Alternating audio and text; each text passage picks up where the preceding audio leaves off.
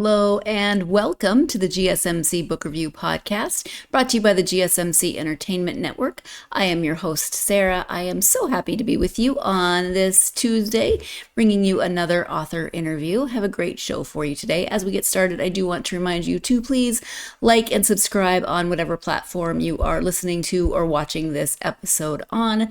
That really does help the algorithm. It helps get this podcast out to more listeners and watchers and readers such as yourselves.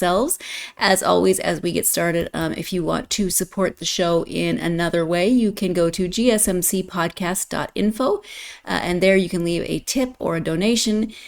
I always say if you want to leave a question or a comment along with that tip or donation, that's great as well. I would be happy to answer those on the next episode. I love to interact with listeners and watchers and hear what you have to say. So if you want to go to gsmcpodcast.info, you can support not only this show, but the entire network. As we get started, I hope you're having a good week so far. It is Tuesday, so we are off and running on this second week of June. Hope you had a good weekend. I had an okay weekend. It was somehow both stressful and laid back at the same time. Not sure quite how to describe that other than it was laid back. We had a quiet weekend. We did not go for any walks because we've been walking so much during the week. We've been doing those 10Ks in the morning, and then on Thursday, I think it was, 10K is 6.2 miles. And then Thursday, my husband said, hey, since we're going to stop at the store on the way home, why don't we go this way? It's not that much farther, right? And I was like, no, I don't think it should be. Well, it was 3 miles longer than our regular route. So we walked 9 miles that day. He was really hoping that it wasn't quite, no, it was 8. It was almost 9. He was really hoping that we would actually bump it up to a 15K, but we missed it. We were only at like 13 3/4. But anyway, we took a break from walking over the weekend. And then as we get into this episode with the author I'm speaking with this week is Leah Lax, you are going to notice that I am wearing 3 different outfits in this episode. So I'm wearing what I'm wearing now, and then, I always record the interviews over the weekend. Leah and I recorded our interview on Saturday, had a lovely conversation, and then only for me to discover that the second half of the interview did not record. Absolute user error on my part. And so we agreed to meet again on Sunday to re-record, which is always frustrating because, some things will be, it'll be different, of course, and some things you might have maybe a better-ish conversation, but there was stuff in that first recording, or not recording, in the first conversation that didn't record that was really good, and it doesn't quite come back in the second time around, but it's okay. Anyway, so Leah is wearing the same shirt, you'll see, in both halves. I promptly spilled something on the shirt I was wearing on Saturday, so I decided, because it was a bright yellow, I don't have really anything that was going to look the same. I just decided, you know what, let's just go with it and say what happened, say why I'm wearing 3 different outfits throughout this episode. I guess it's my diva episode. I have to have a different, if I really was being a true diva, I guess I would have a different outfit, not only for these parts here, but a different outfit for each segment. I didn't quite pull that off, but anyway, you can hopefully laugh with me a little bit on that. So as I mentioned, Leah Lax is the author that I am speaking with today. The book is called Not From Here, The Song of America, and let me give you the description. This is actually from Leah's website, and she writes, Not From Here began as an opera, like a life still lived. This book's songs, its stories are unfinished, as is mine, as is my country's. Each story was given me as an offering, a shared rush to freedom. Come closer, they whisper. Let me tell you how I did it, and you will know what we have a little bit more. I was born a grandchild of refugees, but my family never told me our stories. My grandparents' experiences in coming to the United States were intentionally buried in favor of their American dream. All through my childhood, I wondered, who are we? What are we without our stories? Sometimes we write new ones in the void. I set about listening, not for the marginalized, but for the truest collective of mainstream America in this nation of immigrants, my family's voice among them. In a way, we are all immigrants. And again, that is the description that Leah wrote on her website of Not From Here, the Song of America. It is a collection of stories from thousands of hours of oral histories and stories that she collected from people. But it's also, she's going to talk about this a little bit, told in the first person, so told from her perspective as she experienced these stories and as she learned from the people telling these stories what she learned about herself, what she learned about America, what she learned about being an immigrant in America, or not being an immigrant from America, but having immigrants in our past. So lots of different layers with that. Some really amazing, powerful stories within this book. And so, again, as you see there, the book is called Not From Here, the Song of America. The author is Leah Lax. And let's go ahead and turn now to the interview with Leah. Hi, Leah. Welcome to the podcast. Hi, and I'm very happy to be here. I'm very happy to have you here. Thank you for being here. I'm excited to talk about your book. It's called Not From Here. But before we do that, if you wouldn't mind just sharing a little bit about yourself so my listeners can get to know you a bit. Yeah, okay. In a nutshell, we used to call that while standing on one foot. I was born in Texas, in Dallas, Texas, and I grew up in public schools, very mid-continent, from the grandchild of immigrants, of people who would today have been termed refugees, in a Jewish family, public school, product of public school, American universities, etc.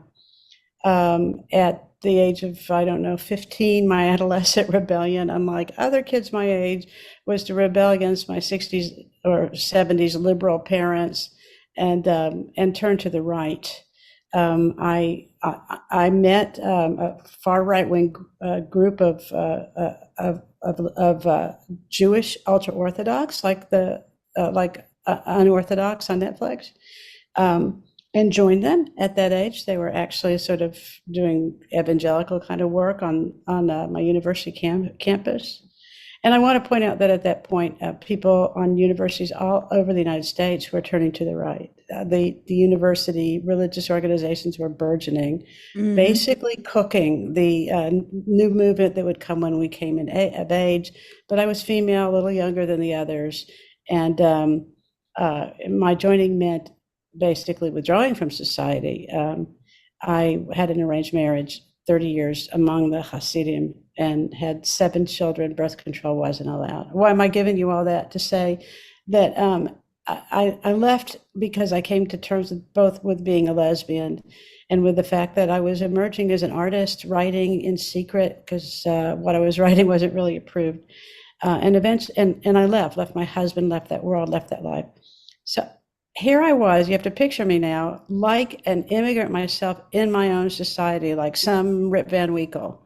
Do you remember that really weird short series called Kami Schmidt, about someone who had taken out of a little cult? And it's supposed to be a comedy, but I could never laugh at it. Anyway, because she's very left-footed in society and out of touch. Yeah. I had a lot of catching up to do. It was my own society, but I hadn't been completely cut off, but enough that, especially culturally, especially artistically, I went to university. Got a graduate degree in creative writing, but not 2 years. And I would like binge watch classic movies, trying to educate myself.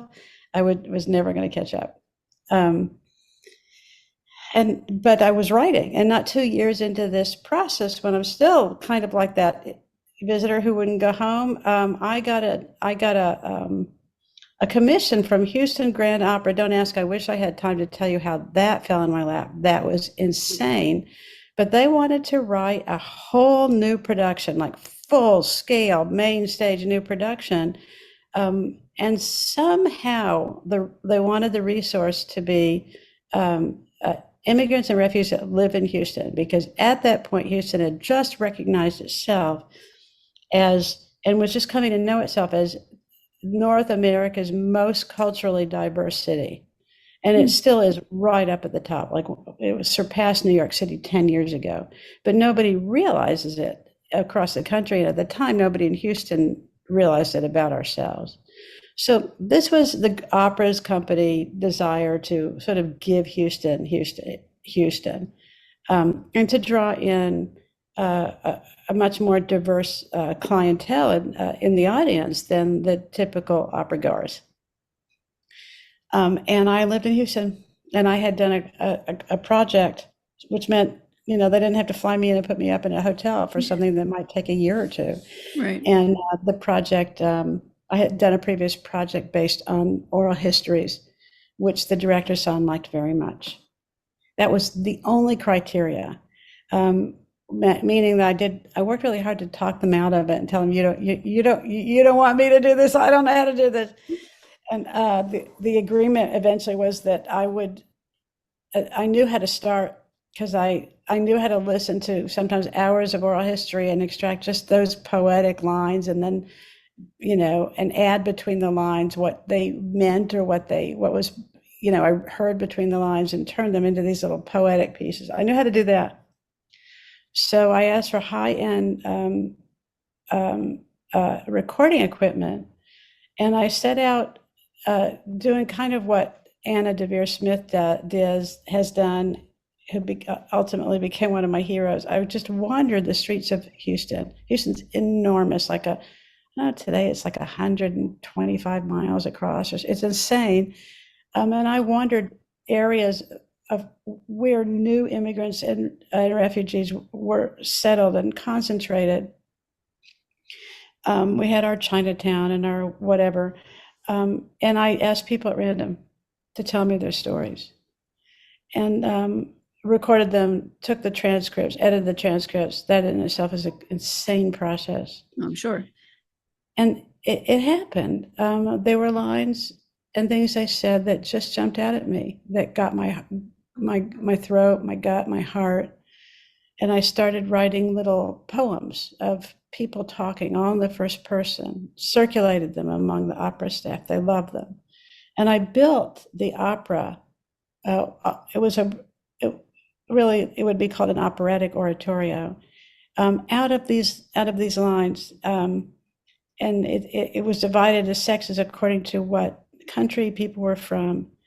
And I named it The Refuge. The Refuge was a very big hit. NPR national broadcast, big splashy review in the New York Times with multiple color photographs. Many, many newspapers covered it. And then it was over. The problem was that it wasn't over for me. I didn't understand why the whole process had changed me so much. I knew what it did for me professionally, because it introduced a world that I would love and seek to be a part of forever after as a writer. But I didn't know the real change. I didn't understand it. I was too close to it.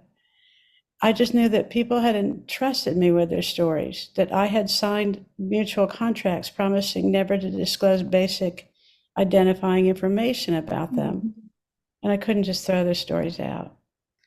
I knew that I had well over 1,000 pages of transcripts, but the entire opera had, I don't know, 4,000 or 5,000 words, the size of a small essay.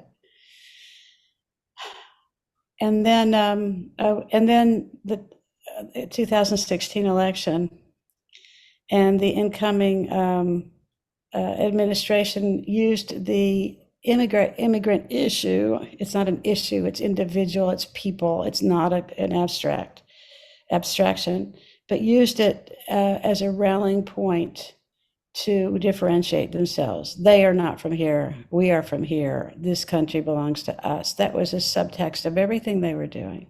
And again, I live in Texas, I live in Houston. Houston is like the beacon on the horizon for people who are coming over our southern border. And I knew it wasn't an accident that the year I began, Forbes magazine listed the 10 or 20, I don't remember, economically most robust cities in the world, and only one U.S. city was on that list, and that was Houston. I knew that because I watched it all around me, I knew that the constant influx of a new market and of new labor and of talent and of willingness and of determination to give back and to succeed and to get an education. I knew that force as what made this city so robust. I knew the University of Houston as the great processor of the new that influx. Most of that university, which is a tier 1 today, the students usually it's their parents who are, excuse the term, not from here. Mm-hmm. And I also knew that the government was targeting Houston. This area had an unspoken policy for many, many years not to target people. There were never immigration raids. They quietly knew that would be like the city shooting itself in the foot. Mm-hmm. And all of a sudden, ICE moved in the new, I'm sorry, what did they call ICE, right? The replacement for the INS. Which the new iteration didn't exist just to help people process their papers. It helped to what came with it was a criminalization of anybody who didn't have papers. That had never occurred before. And all of a sudden, ICE had set up roadblocks all over our city, and they were checking immigration papers. And then the next thing I knew, I found on the net a map of the inner city where I live, and realized that there were unmarked buildings within a 5-mile radius of my home, many of them, that were housing people who were being summarily picked up and arrested at the border. Several of them only held children because of the thousands of children that were being snatched. And I got in the car and I went to one of them, and I just stood there. They'd blackened the windows. Some of the windows had bars right in the middle of our busy medical center, knowing that there were like 2,000 children inside there. And then the map disappeared from the internet. Mm-hmm. These are all huge motivators for me to write this book, Not From Here, The Song of America. There is so much behind the writing of this book. It feels like, as she was talking, it felt almost like every step along, well, so many steps, maybe not every step, but like so many steps along her path through life really did lead up to writing this book, collecting the stories for this book, etc. So it's really amazing. We're going to go ahead and take our first break of this episode. When we come back, be talking about the process that went into selecting the stories, and then the few lines in between, the intermezzo they're called, in between the stories. How do you even go about choosing stories from so many amazing stories that she heard through the process of collecting everything for first the opera and then this book? Stay tuned. You are listening to and or watching the GSMC Book Review podcast, and I will be right back. Mm-hmm. Mm-hmm. Mm-hmm. Let's go. I wake up to a little bit of drool on my pillow, feel like it's gonna be a bad day. Yeah, I'm tired of shit, and the coffee ain't hit yet, damn, ain't that great. I don't wanna go to work, cause my boss is a jerk, and I'm not even that paid. I need a change in my life, cause I don't feel alive, and there's nothing that makes me happy. Hold my beer for a minute, I'm about to quit my job, cash in for a ticket. I'm going on a trip and I don't plan to visit. I'm gonna stay there till I feel like I'm winning, and this is just the beginning. I need a big change, help me feel like living. I need a big swing, home runs I'm hitting, and I'll never look back, moving on till I get it all. And we all got dreams, we all want things, but what you gonna do for it? How you gonna move for it? What you gonna be? And do you believe you can do anything? Welcome back to the GSMC Book Review Podcast and my conversation with author Leah Lax. As we get into this second segment, I do want to remind you once again that if you want to support the show in a different way, you can do so by going to gsmcpodcast.info. There you can leave a tip or a donation, and you can also leave a question or a comment if you would like that read on air the next episode.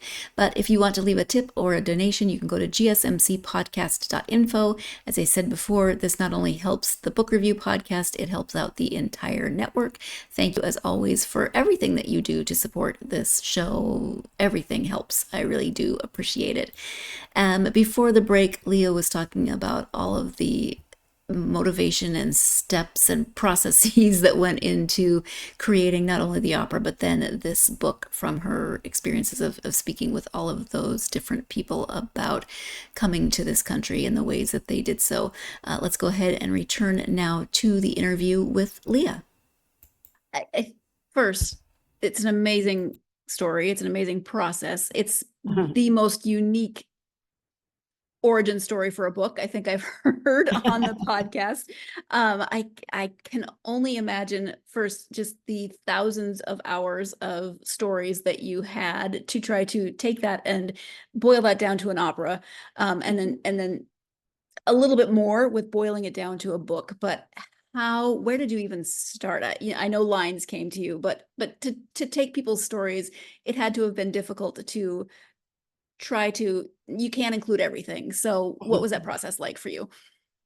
Well, the first step was editing their voices, and that just about killed me because I came to listen to the variety of accents and the varieties of English language itself, like music. It was a large motivator for listening for lines that could be put to music, to the point where when I was writing the opera, I would pull the composer in and have him listen to sections of people speaking, thinking that he might even want to fold some of that into his music, which ultimately he did in the prologue. And I had to edit all that out. A lot of people I interviewed, they didn't have time to go to school. They didn't have time to study a new language. We were just discussing this, weren't we? Yeah. And they spoke an inaccurate English at best. Sure. Didn't conjugate verbs, or they didn't understand tense, so they felt everything. I loved when everything unfolded only in the present tense, even when they were talking years ago, because to look at their faces, you could, and hear the tone in their voice, I knew that for them it was unfolding as it, once again for them as they spoke, as if we were in the present. But to help you, the reader, read it, I had to edit enough of that out that you could read a smooth path. Yeah. That kind of broke my heart. So the book opens with me begging the reader to understand what I had to do, that I did it for you, but to please try to imagine a different face with each voice, each a different shade, and a different voice, and a different language, each with its own unique cadence and rhythm and tone, and its own unique grammar, because that was the real music of the voices. So that was the first thing, was I had to do that. But you're asking, how did I choose? Well, first of all, it's not my first book. My first book was a memoir. And I'm not only a writer, by the way. I continued to work with composers, and I write libretti for music. So I've got this dual career, or I would have written more books. That was also almost an apology just now, wasn't it? Okay. But my first book was a memoir about my years among the ultra-Orthodox. It's called Uncovered. And it ultimately was and is today, as far as I know, the only, one new one just came out, but until like 5 minutes ago, it was the only gay memoir ever to come out of the Jewish ultra-Orthodox world. It's been all over the world. It was turned into an opera itself, et cetera, et cetera. I want to tell you that I swore up and down I would never write another memoir. And that book's still selling, someone's looking at it for a screenplay now. I don't care. It is the most, anybody who says that writing memoir is therapeutic, I would say, sit down. We need to talk. You sit in front of a therapist, when you go to a therapist and explore painful parts of your history and story with a therapist, because that is a skilled person who is there to help you walk through that minefield and not get blown up in the process, and come out and come to find some sense or some positive outcome from all that you've been in so that you can grow from it and so that you can heal from it. This is doing that without a therapist. Yeah. And I don't know why nobody ever points that out. And, the process of, but both have this in common. In therapy and in good writing a memoir, you have to relive, not just write it, not say, and then, and then, and then, like a radio announcer. You have to kind of relive it as you're writing so that if you're not, the reader will know. If you are, the reader will feel it, will know, will feel like they're living through what they're reading on the page. Well, most of that stuff is hard enough to go through once, right? Yeah. So I swore I was never going to write another memoir. Sure. Here I had this collection and I didn't have a through line. I didn't have anything to I didn't want it just to be an anthology of people telling their stories. I wanted them together to say something about our country. I felt that this wasn't a portrait of individuals from Congo and Vietnam and Mexico and Russia, Pakistan, whatever they're from. I felt like it was together they were a portrait of my city, and my city was a microcosm of my country. They formed a portrait of America. I knew there was a through line, and I wanted something to connect them all and to also help the reader see that through line. And I knew that I was that through line. So after, a few reiterations of this book, I gave up and I wrote what is effectively a narrative nonfiction book. That is, it's told in the first person. And what I had to learn in the process was how I changed, why I love this, why I love these stories, why I needed to write this book. And only, but by then I knew why I'd held on to those stories all that time and how deeply they'd affected me. Mm-hmm. So that's kind of an answer to how did I choose. I chose those that were most representative. I chose of our country today as a nation of immigrants. And I chose those that had the deepest impact on me. Mm-hmm. I can only imagine that writing the As memoir stand-in for the clueless American. Yeah, you could only imagine what, I'm sorry. I can only imagine that writing the memoir and going through that experience of reliving everything that you were writing and trying to get across helped you to be in conversation with the people who were giving you their stories, because they were basically doing the same thing, right? Giving you that story and reliving it. So I would imagine that writing the memoir first maybe helped you in this process in some ways.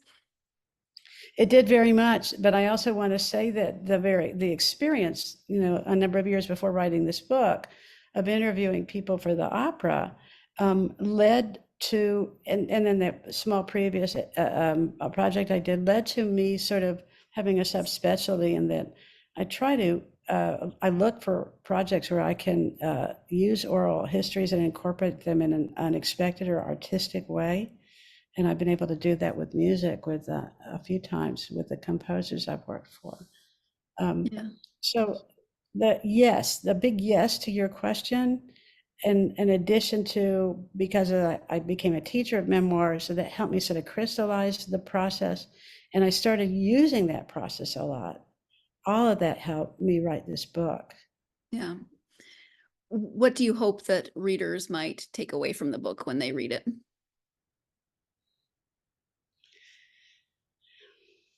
Every time something happens in the media, like President Biden putting a temporary restriction on our southern border 2 days ago, and it got all splashed in the media, and people laughed at him. Actually, what he did is he put a daily cap so that the personnel at the border were more able to process them in.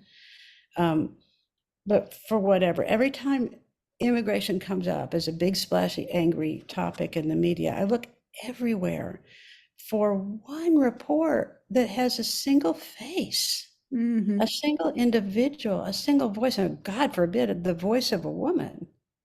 Never. Immigration is an abstraction.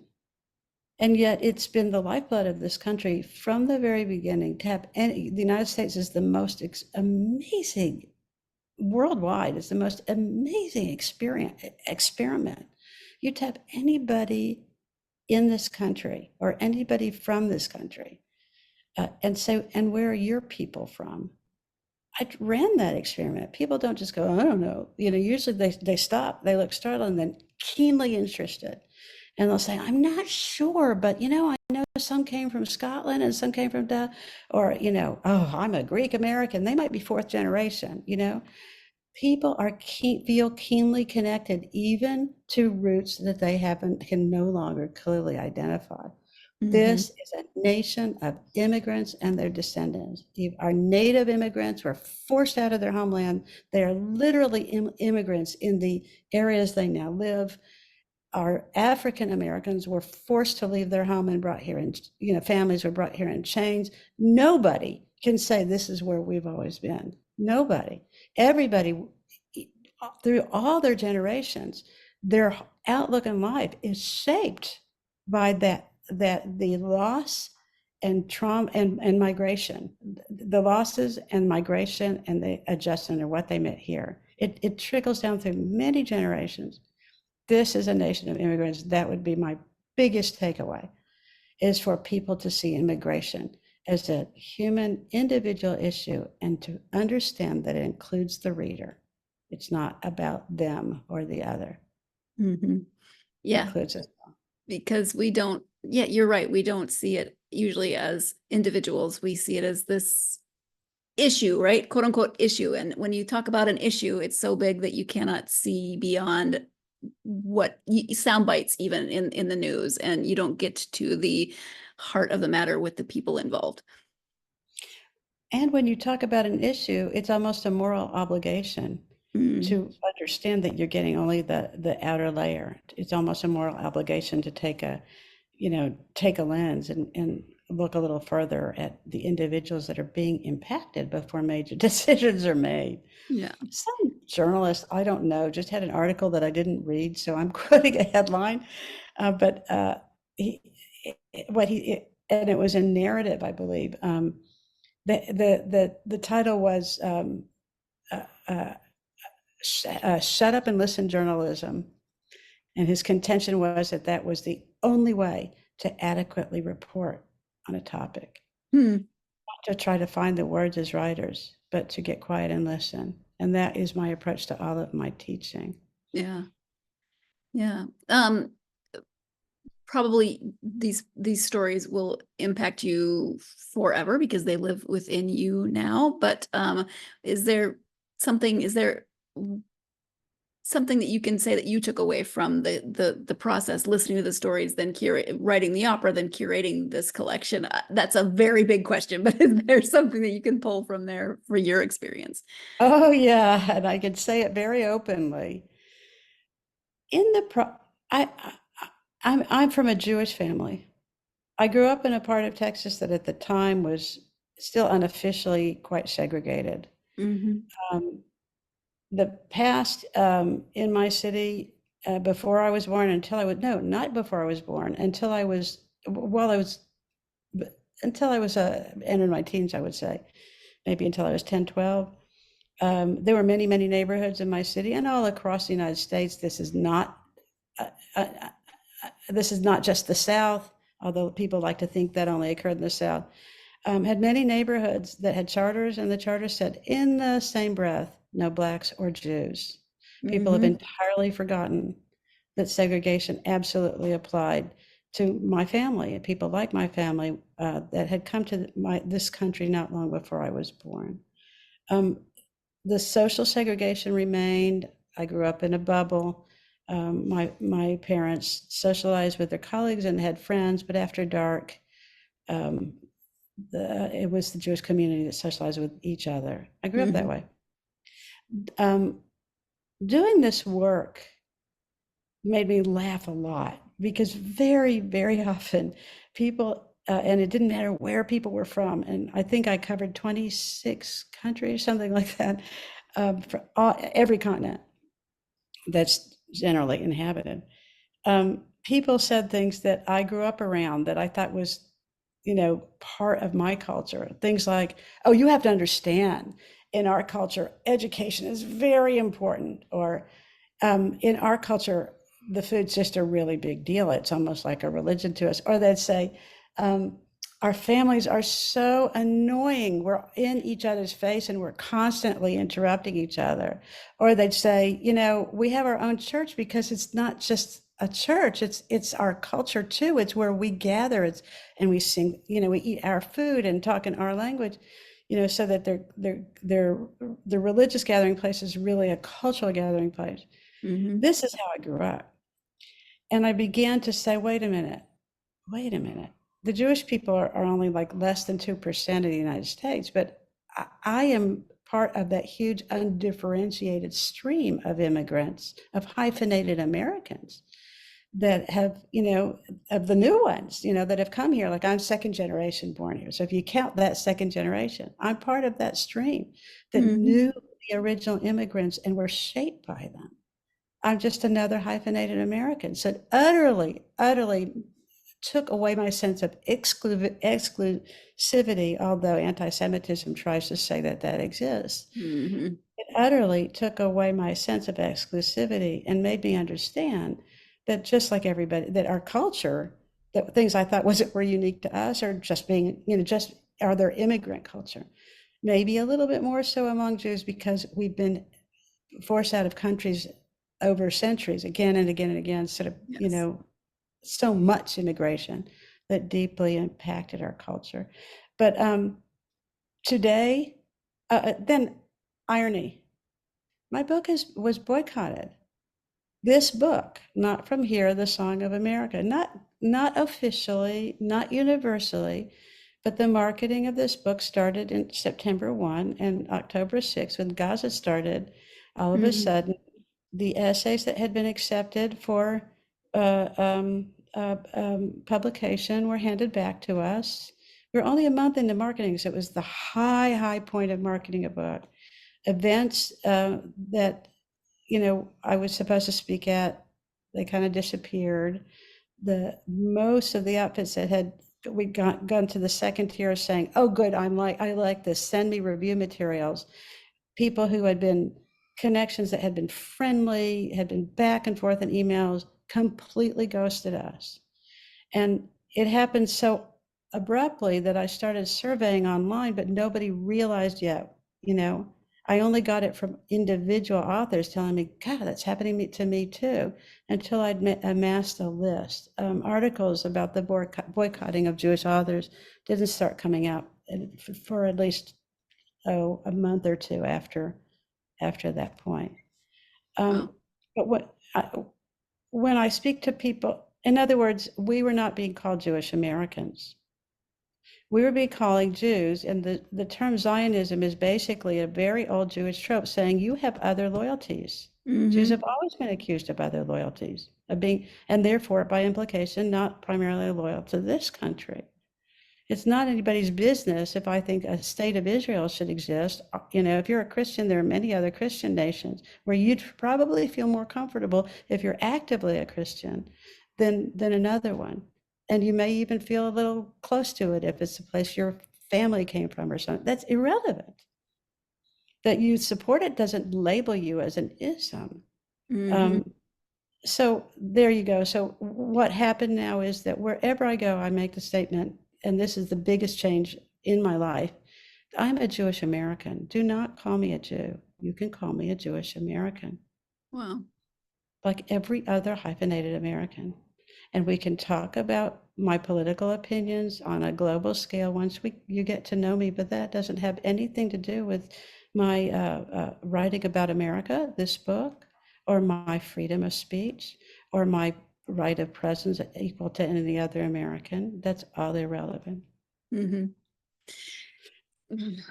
There's Sorry, I know that's intense.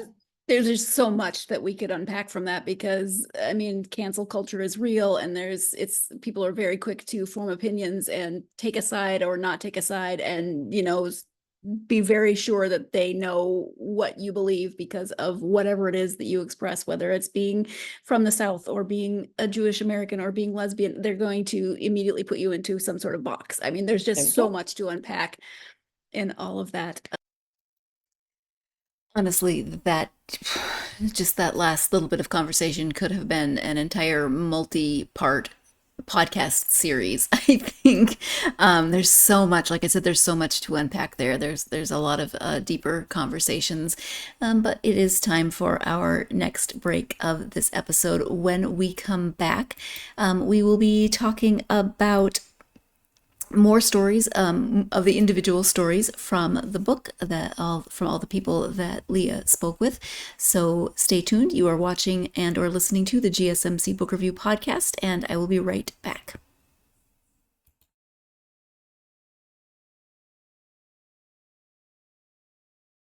For the best and latest podcasts available anywhere, go to the podcast app on your cell phone and type in GSMC. To access free content-rich podcasts on health and wellness, book reviews, sports, entertainment, relationships, social media, movies, technology, finance, and even weird news. Subscribe and download the GSMC Podcast Network's family of shows, available everywhere podcasts are found.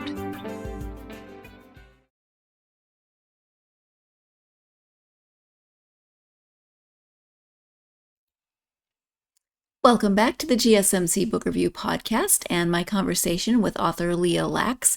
Before the break, she was talking about quite a lot of things, but some of that was how she presents her identity when she meets, especially meets with groups of people to talk about the book, how that has changed for a variety of reasons. But let's go ahead and get back to that conversation. Again, we are talking about her book, Not From Here, The Song of America. You know, we were just talking about publishing, and there can be those boxes for authors, but I know the stories of the people that you talk to are really important for this collection. Are there any particular stories that you want to highlight, or do you want to talk about any person specifically, or do you just want to talk about the overall feeling of the book and the people that you came in contact with? Well, there was a lot that they all had in common. I'll start with that. For example, everybody said things like, you have to understand, in our culture, education is really important to us. Or bringing our cultural food here, every time we get together and we share that, it's almost a religious experience. And it becomes all about who we are. Or we have our own churches because our churches have services in our language, but they're also really cultural centers. Or they'd say, our families are so annoying. Everybody's in everybody's business and we constantly interrupt each other. We have to understand every single thing that I just said was true of whether they were from Congo or Vietnam or Pakistan. But I thought at the time that this was very unique to Jewish culture, and very much stamps my whole background and all the people I grew up around. So I was laughing, but it also made me go, wait.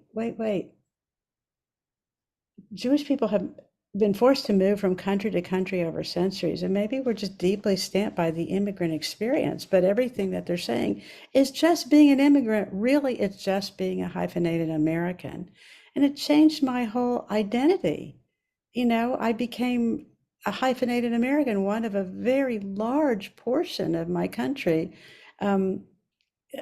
The latest statistic I read, which was very vague, was basically that immigrants in the first generation comprise about 24%. But by the time you get to my generation, second generation, we're pushing at the majority of this country. Get to the third, and we are the majority of this country. We're a huge force. Mm-hmm. And so I began to see myself not as one of a tiny minority, since only about 2% of the United States is Jewish, and the U.S. is one of the largest Jewish populations in the world.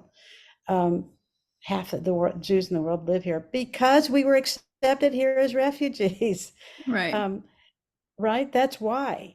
But not just as part of that tiny minority, but as the one of that huge undifferentiated stream of hyphenated Americans, I call them, of new Americans who've been coming here and rejuvenating this country, contributing to the really building up and stimulating and growing our economy and our country, since its very inception. So it completely changed my identity. That was true of like everybody that I met. Um, and yet every time each individual talked about it, I got those things in context. I'll give you an example.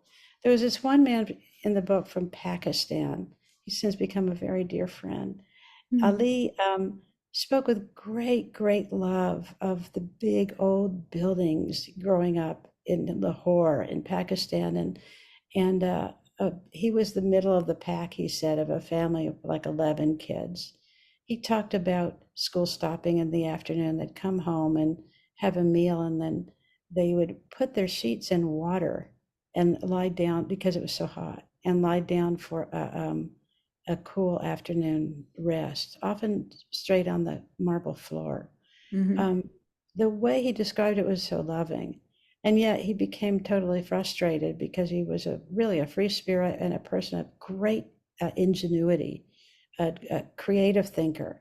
And it was he felt a moribund society, and also a place that was strongly controlled by the religion, which um, he no longer believed in. And it was against, you could be jailed for life by saying in public, I am not a Muslim, or I don't believe in Allah, or something like that.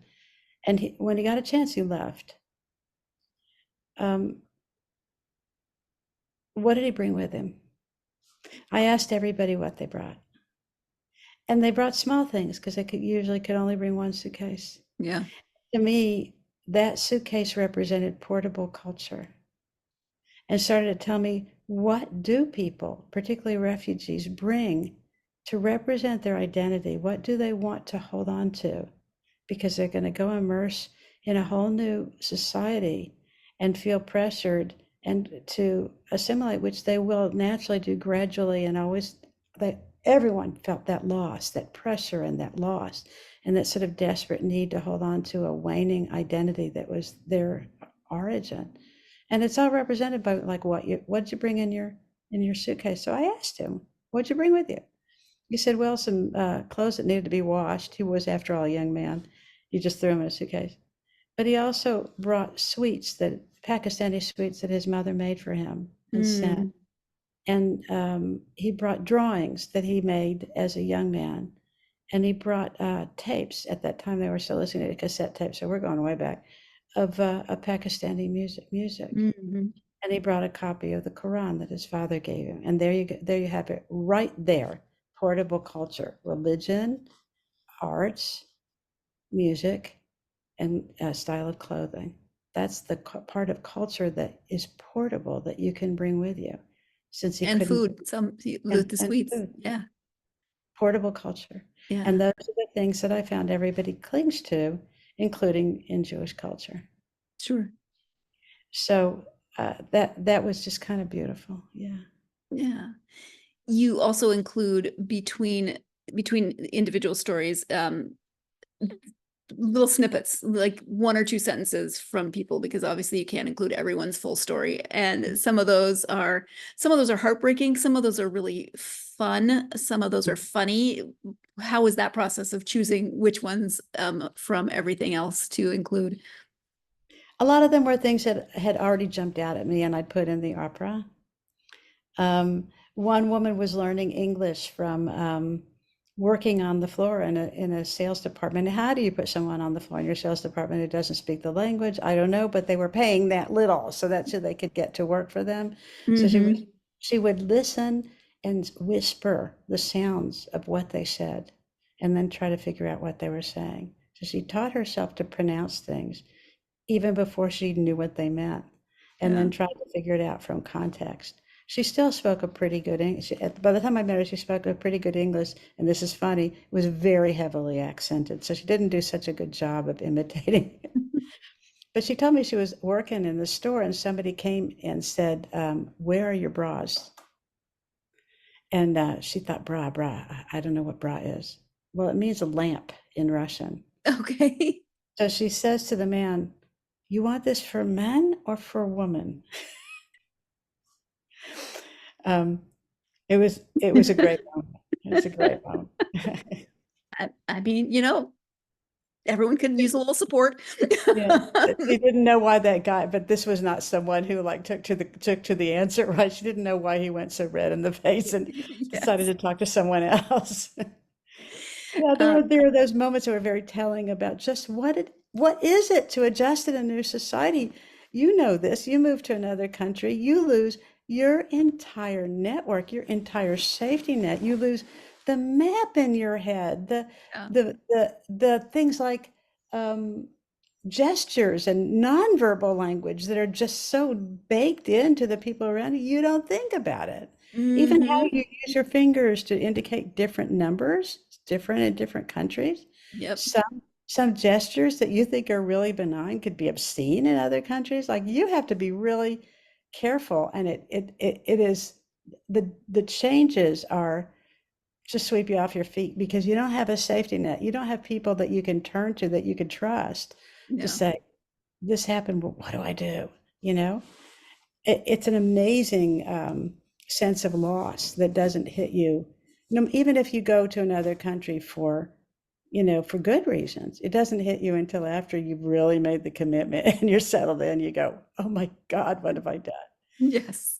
Yeah. And there's so many things that don't translate. So my husband and I will be speaking to, and where we live, it's very multicultural. So it's not just Portuguese, but we know a lot of Germans and South Africans and British, Mm. and like there's just a lot of people here and a lot of different languages.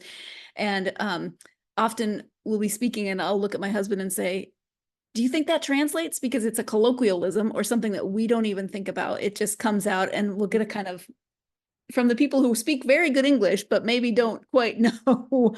So yeah, it's things that you just don't even think about until you get a very weird look from somebody else.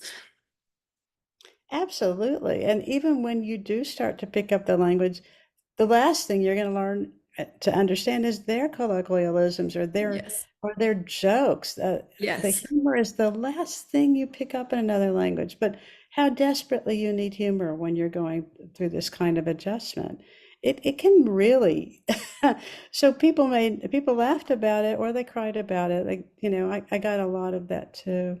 A lot of that. This guy Ali, he fell in love with America. He really looked through rose-colored glasses and saw, compared to what he left, a quintessentially free and democratic society. Um, and he was so serious about it that he went and studied the structure of US government and taught basically a discussion in civics, gave a discussion in civics, an open discussion with after hours at the local high school. And his area had a lot of immigrant kids. Talked his heart out with them. It really strikes me that when I was growing up, civics or learning the structure of government was a required course Hmm. in high school across the country, and it is no longer. Yeah. Very strange to me, not to understand the basic process. And then 9/11 happened. Ali's about 6'2" and he's dark skin and he's Pakistani, and 9/11 happened, and he was ostracized. Hmm. He was ostracized, and then somebody informed on him with a lie, and he was investigated by the FBI. Broke his heart. Yeah. Yeah. And all I could think of was that how quaint. You got a telephone call from the FBI. Today you'd have ICE at your door, and they Hmm. would just cart you off without a warrant and possibly deported on some trumped up charge because that's how we have changed. Yeah. Um, so listening to the stories also, and then going back through them for this book, highlighted for me, even as they were singing the praises of this country, because it's still way better than what they left behind. It still feels like a refuge. They still Mm. go to work and get a paycheck at the end of every month. You know, like I loved the guy from, where was he from? Benin? Ivory Coast. Anyway, that portion of Africa who said, America's amazing. And in the US, you can drive a cab and have enough money from doing that to pay your rent and buy your food. Hmm. I Wow. mean, this was wealth. Yeah. because I Yep. met people who would walk miles to buy a bottle of water, who would drive a cab to have enough money to buy water for that month. Yes. It had to be bought. Yeah. So it was like that. What's so I'm sorry, you asked me what stories actually absolutely stuck out for me. Well, The story, yeah, and then we were also talking about the in between with with the right. comments. But yeah, I mean, if there's another story that you want to highlight or one that touched your heart particularly. The guy who I just mentioned who drove a cab was one of the ones that's in, of the hundreds that are in those intermezzo pieces between chapters that I mentioned. Another one I loved was the young man who said, I came to school when I first got here and I was shy and soft like a tomato. Um, the metaphors that people came up with that when they're not aware of what common usage is, so that they're Right. completely creative. It was great. Okay, you want to know what I was working on now? Was that your question? I Oh, forgot. yes. Because you've written a memoir and now you've written this, or you've collated this collection and curated it. What are you working on something now? Are you writing another book? Okay, wait, I did a whole lot more, and you have to know that in this book, I have to mention midstream here, not from here, the Song of America. I did a whole lot more than collate it. It's not an anthology. Yes. It's written in the first person, and you see, the writer growing and learning and understanding the world and making connections in between and in and around their stories. You see the writer having conversations with people, and they learn and grow from each other, their whole scenes. And I think together they form a portrait. For me, they were forming, and you see that happening for me of where I had landed, where I live now. It's a process. It's a plot, really, in Yeah. its own way. Okay. I'm also a librettist. I work with composers. I love that very much. I love putting things on stage and then sitting in a dark hall, complete where nobody knows who I am, and watch it unfold. I like being anonymous in that. Mm. Um, I just wrote a mass with a composer, Protestant boy, Jewish girl, not a mass in any of our backgrounds for centuries. So it seemed logical. Yeah. Makes sense. We Interesting. both we're both refugees from extreme religion. Mm-hmm. Both of us felt that becoming an artist was a big reason of why we had to leave. Our work was censored. We weren't allowed the spontaneous kind of thinking you have to have. And so but we both have a certain nostalgia for religion, that we, even whether or not we believe in it. And I took the structure of a mass and I reinterpreted it with the same themes in each section, the Gloria, the Kyrie, the Lacrimosa, all the sections for a mass. And I kept that theme and applied it to what it is to try to find your way toward something solid, some sense of belief or faith in something in a very broken world. The earth itself being the greatest sense of holiness. So that's right now. It had its premiere. It was super successful, and what we're working on now is kind of bringing it out in the world. It will be published soon. It's called Mass in Exile by Leah Lax and Mark Buller. Other than that, I've written some essays about the current struggle of Jewish authors. Did I speak yet about that label Yes. in this portion? That I In a little bit, I think in the previous one, right? I'm not sure which half it was in. Yeah, I think so, because at the end of that conversation, you were saying that you now make a point of saying that when you speak to groups or when you are having conversation, that you are Jewish American, and you want to make that Make that distinction. yeah. And that's part of what I wrote about in my most recent essay. Is I feel like when you look at anyone who identifies themselves as a hyphenated American or a hyphenated anything, basically the first half of that label that comes before the hyphen indicates something non-negotiable. The person's roots, family background, the very DNA. And the second half that comes after the label indicates where they live now, but it's a label of belonging. You know, when someone says I'm an American, they mean I have legitimate membership in a group of people who call themselves Americans. I am here. I am one of you. I am an American. It's an assertion. And so to be a Greek American or a German American or an African American or a Jewish American is to say, I'm just one of the varieties of us. Mm-hmm. It's a statement of belonging and a public identity, whereas the first half is a non-negotiable statement of personal identity. And they're both really very personal. Yeah. I am intrigued by what Leah is talking about in terms of hyphenated Americans because I know a lot of people do identify that way. I'm wondering how many of you who are watching or listening identify as a hyphenated kind of American. And I started thinking about it. I mean, my mom's family, my mom's family was from Norway, and so that is kind of the culture that we identified with the most in terms of growing up because she was the closest to it. My mom's side on her dad's my mom's side on her dad's side was a mixture of things: Scottish, Irish, English, etc.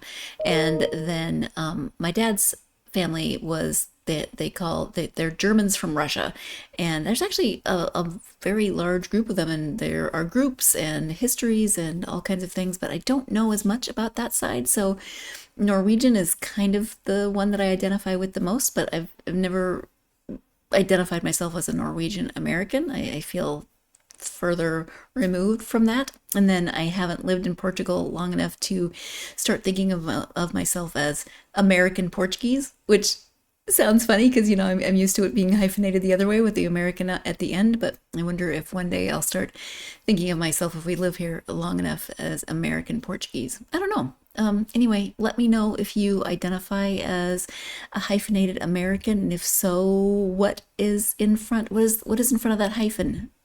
You know, hyphen American. Let's go ahead and take our final break of this episode.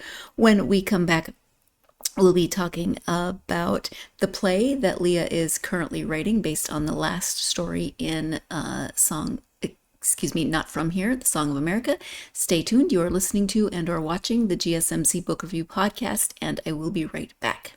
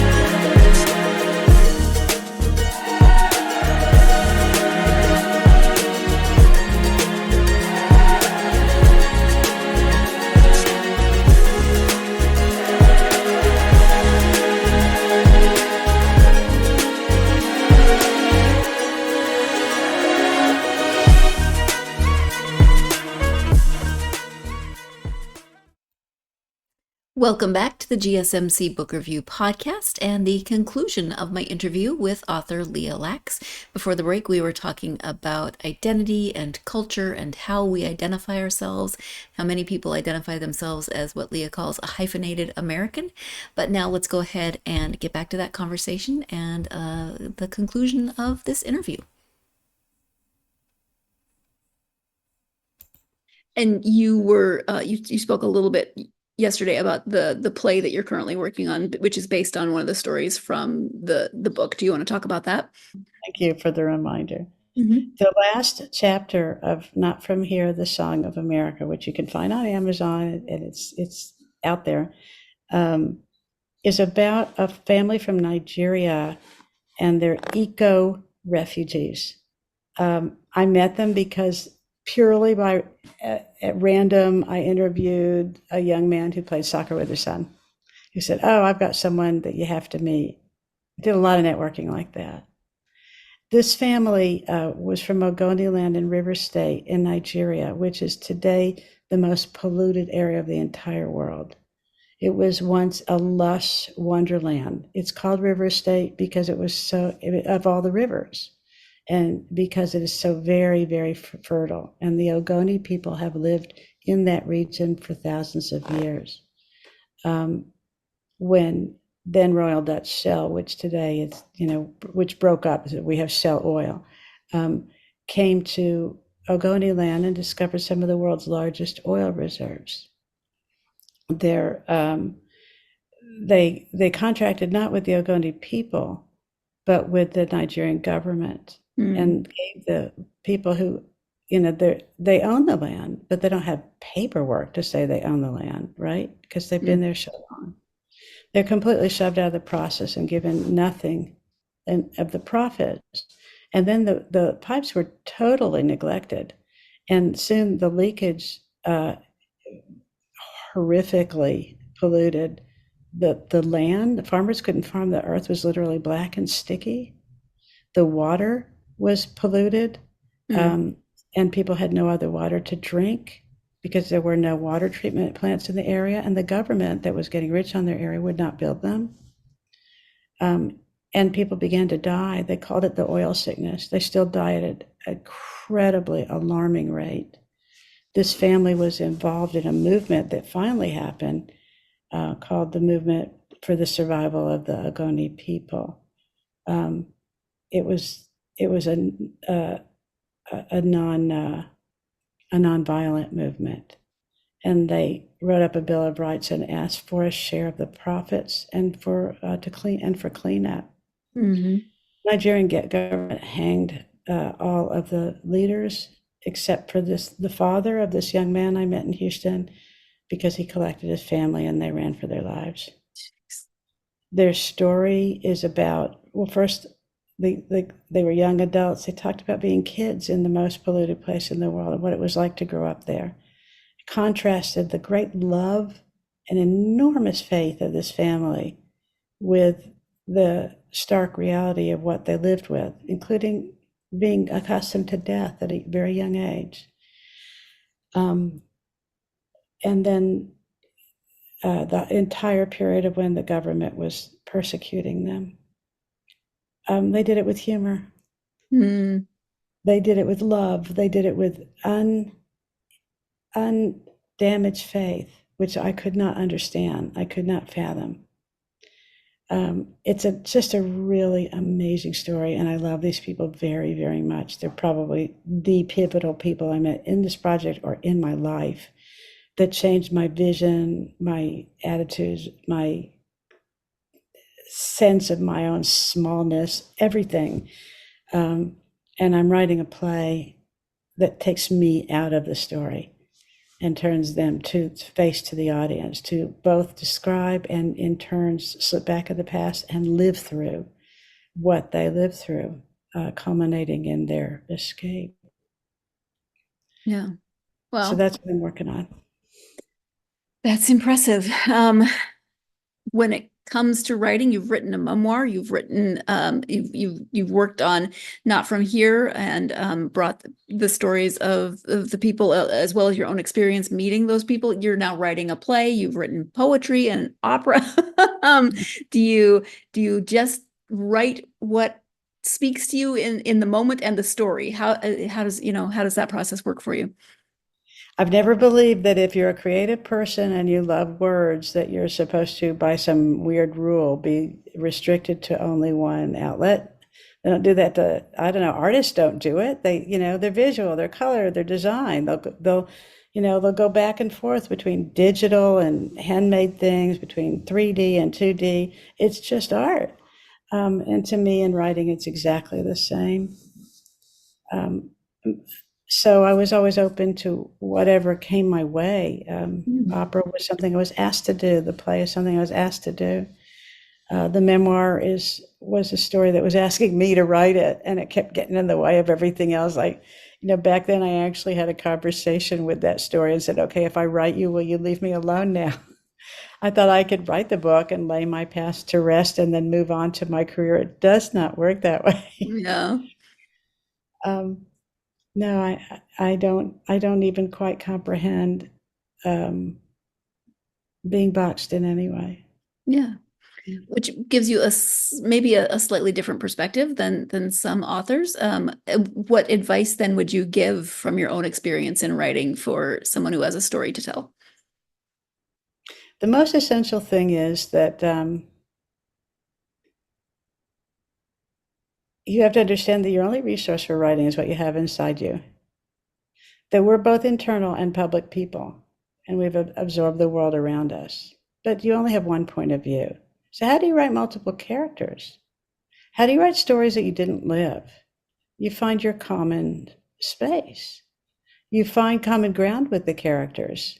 They don't have to be you, but at some level, in some tiny place, they are, even if they're criminals, because we have a dark side too. And then when writing, there's a self-hypnosis aspect to it. You can't write, you have to become them. You have to be them and just be them as words on the page. Mm. And that's true of their feelings as well. Feelings are universal, so you can do it. But it's very, very humbling, and it's not a very intellectual process at all. It's an experiential one, even when you're experiencing things that have never happened to you. Mm. Does that make any sense? I don't know. I think so. Yeah, I mean, and if again, everyone's experience is different, so they're not only are they going to experience different, but they're going to hear those words from you differently, and it may just hit people at exactly where they need to hear. This book, Not From Here, The Song of America, was all about listening. I listened to people for hours. I listened very keenly and carefully so that I tried to hear what they weren't saying.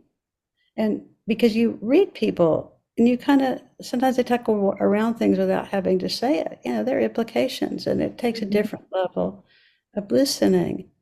And that told me what questions to ask. I never came with a plan quite. I wanted to follow their lead and ask questions that would dig out or open up what I'd already heard, more of what I'd already heard. I think if you were asking me what to tell our authors, I would say, listen, before you write, don't worry so much about what words you need to find and how beautifully to say them as of yet. That's important. But first comes listening. If you're really involved in a project, take time to be quiet with yourself and listen. Go swimming, go walk in the woods, go work out, just get away from the computer and feel and think and listen, and things will pop up in your head. If you're looking for a story, go out in the world and listen and listen and listen. You'll find your story. That way you're replenishing your store instead of just reaching into the same old stories you already know. Yeah. I like that. Thank you. Mm. If people want to know more about this book or your memoir or any of your essays, you've got a lot of different options. I know you have a website, so if you can share the website and any social media that you're active on. Oh, go to leahlaxauthor.com, and you'll find all kinds of things, biographical things, connections to my writing, some of the wonderful reviews that Not From Here, The Song of America has received from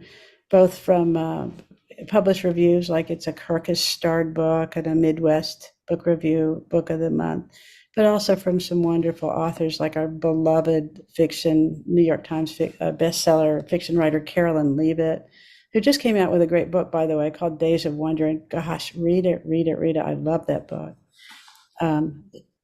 She writes about Not From Here there on my website, and also Chicha Devaka-Rooney, National Book Award winner. You'll find all kinds of things there. Okay, so that's leahlaxauthor.com. online, on social media. A lot of people are turning back to Facebook, and it's growing again since the demise of Twitter. You can find me on Facebook, and that's a public page that everybody has access. And Instagram is Leah Lax, LEAHLAX120. There we Okay, go. thank you. Leah, is there anything that we haven't covered during our time together that you wanted to make sure you highlighted? I'll probably think of it after we hang up. That's usually how it works for me. We covered a lot. You can't Yes. fit in a whole world in one podcast, but No, thank you you for can't. having me. This was really fun. Oh, no, thank you. I really appreciate you taking the time out of 2 days of your weekend to talk to me. It's been great, and I thank you so much. Well, thank you again. I guess in closing, I just want to say that, yeah, there's a lot of drama and danger and excitement in the stories, and not from here. And they feel very real because people are telling themselves what happened to them, and I'm probing and pulling it out at a deep level. But there's also love, and there's sweet love stories, and and humor, and incredible positivity. There's everything in this book. So much so that when people come to me and tell me about the darkness and the hard things in the stories, what I remember is the person telling me them, and they spoke with confidence and calm, and this strong feeling that they were the luckiest person in the world. And so it didn't leave me with a sense of darkness. So when people focus in on that, it always startles me. It's all there, really. The whole Yeah. range. Yeah. I mean, Just read, and you'll know.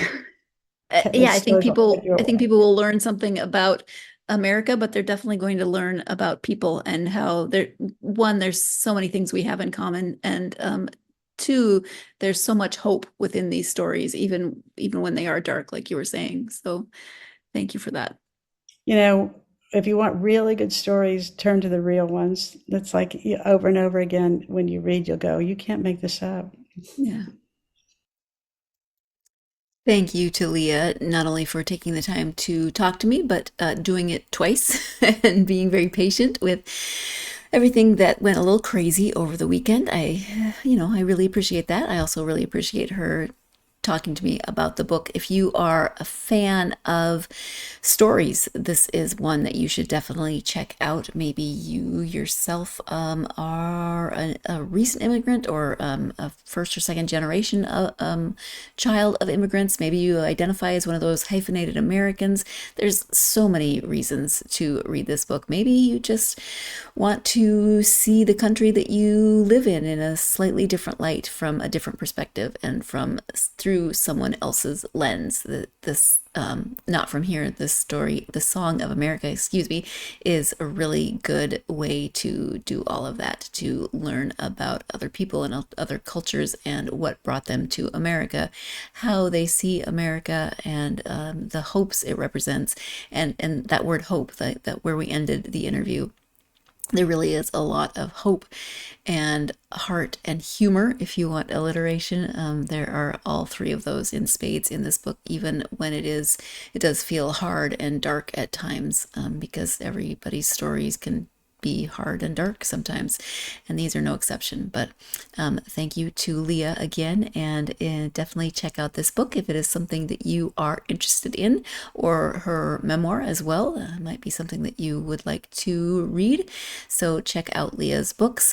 I hope you will join me for the next episode. I will have a returning author, third time returning author. That's this week's book. Let me click on the right graphic. Third time returning author Carter Wilson joining me to talk about the father she went to find. This one I think is going to be a lot of fun. I am not too far into it yet, but it is there's a quote that says it centers a fascinating character who's full of extremes, off the charts intelligent, but completely clueless when it comes to the real world. Desperate for love, but pushing everyone away. Longing for safety, but causing mayhem with her single-minded pursuit of a planless goal. So if that doesn't intrigue you, I don't know what will. I am definitely looking forward to having Carter back on the podcast to talk about the father she went behind. I think it's time for me to wrap this up because I am starting to speak in nonsense. I hope that you are having a really good week. As always, if you would please like and follow and subscribe whatever you are listening to or watching this podcast episode on, that is great. That helps the algorithm. Also, leaving a positive review can really help. It's definitely appreciated. And you can also find the podcast on social media, Facebook, Twitter, or X, Instagram, and TikTok. And again, as always, I love hearing from you all. So come find me through the podcast on social media. Tell me what you're reading, etc., etc. Answer all of my nosy podcaster questions. And if you're a hyphenated American, come and find me on social media and tell me about that. I would love to hear that story. I hope, as I said, that you're having a great week. My hope remains, as always, that week gives you plenty of time to get yourself lost in a good book. Talk to you next time.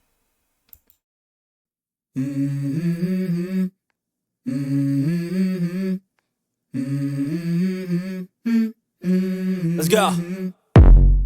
I wake up to a little bit of drool on my pillow, feel like it's gonna be a bad day.